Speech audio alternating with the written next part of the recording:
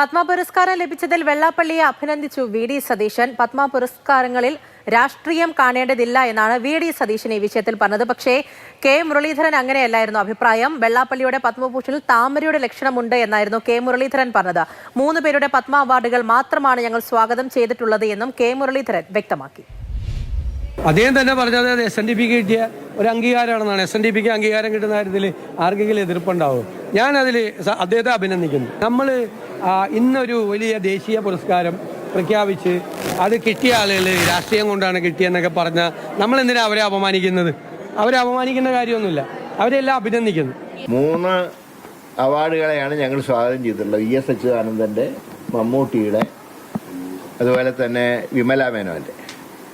ബാക്കി പലതിലും താമരയുടെ ഒരു ലക്ഷണം ഞങ്ങൾ കാണും. താമരയ്ക്ക് മണമില്ലാത്തതുകൊണ്ട് അതിനെപ്പറ്റി പറഞ്ഞില്ല. താമരയുടെ ലക്ഷണം, അതിൻ്റെ ഇടയിൽ താമര ഞങ്ങൾ നേരത്തെ കൂട്ടി കണ്ടിരുന്നു.